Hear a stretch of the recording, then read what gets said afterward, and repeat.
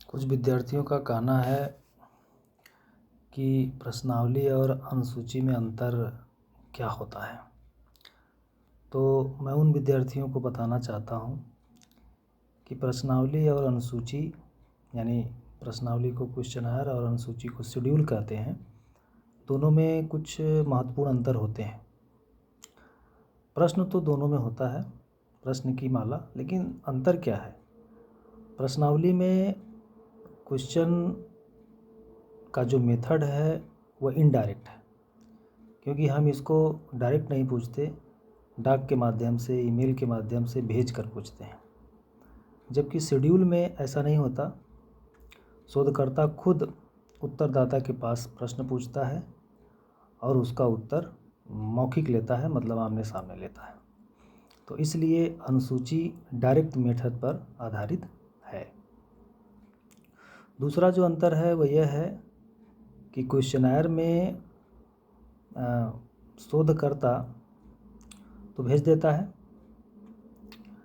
Question को यानी प्रश्नावली को, तो उत्तरदाता उसमें स्वयं पढ़कर स्वयं उत्तर लिखता है या देता है।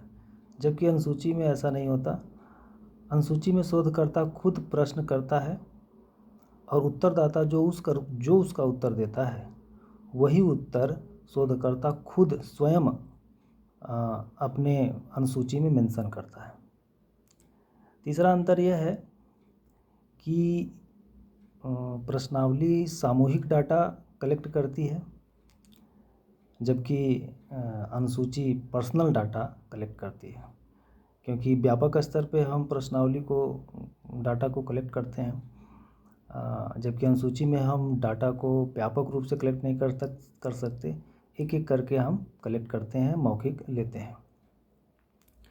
विश्वसनीयता देखी जाए तो प्रश्नावली की विश्वसनीयता कम है, क्योंकि बहुत से लोग प्रश्नों का उत्तर ऐसे रफली दे देते हैं, जल्दीबाजी में दे देते हैं, बहुत सीरियस नहीं लेते। जबकि शेड्यूल में यानी अनुसूची में ऐसा नहीं कर पाते, क्योंकि उसमें डायरेक्ट प्रश्न पूछे जाते हैं और उसका उत्तर दिया जाता है। तो इससे हम कह सकते हैं कि प्रश्नावली की विश्वसनीयता अनुसूची से कम है, यानी ज़्यादा विश्वसनीय अनुसूची में है। भाषा में भी अंतर होता है।